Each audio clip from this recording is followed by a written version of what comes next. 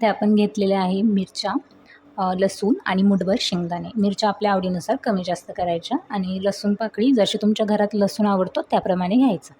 आता हे सगळं मी मिक्सरमध्ये टाकून बिना पाण्याने पल्स मोडवर वाटून घेणार आहे.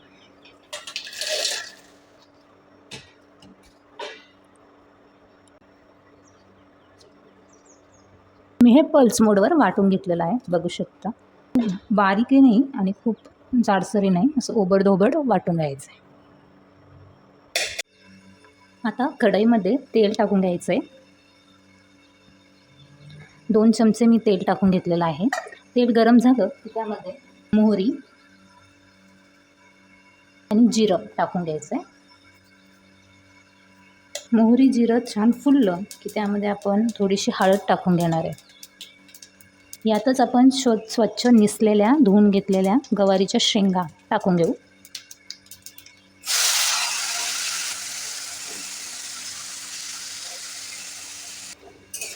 आणि व्यवस्थित मिक्स करून घेऊ.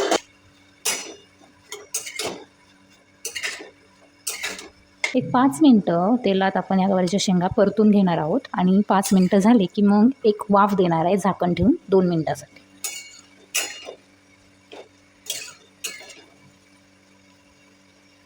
आता एक 5 मिनटं मी झाकण ठेवून वाफ काढून घेणार आहे. 2-3 मिनटं झाकण ठेवायचं आणि झाकण नंतर काढून घ्यायचं.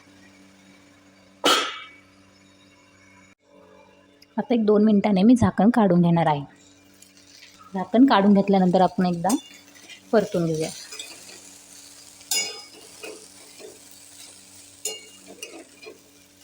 जो मसाला आपण बनवून घेतला होता तो ह्याच्यात टाकून देऊयात. मसाल्याबरोबरच आपण चवीनुसार मीठ टाकून घेणार आहोत. आता मिठाचं प्रमाण तुम्ही मिरच्या किती घातल्या त्यानुसार कमी जास्त होऊ शकतं. थोडंसं किंचित मिक्सरचं भांडं ज्याच्यात मी मसाला वाटला होता त्यात थोडंसं पाणी टाकलं. आता हेच पाणी मी याच्यामध्ये टाकणार आहे. थोडंसंच पाणी घालायचं, खूप नाही घालायचं, जेणेकरून आपला जो मसाला आहे आणि ज्या शेंगा आहेत त्या खाली लागू नये म्हणून.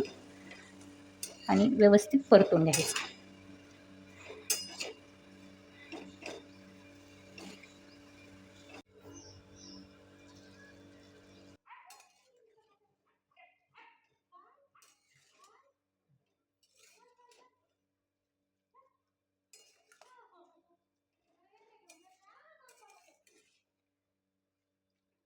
प्रमाणे तुम्ही याच्यात कोथिंबीर घालू शकता. बारीक चिरलेली कोथिंबीर आहे ती घालून घ्या.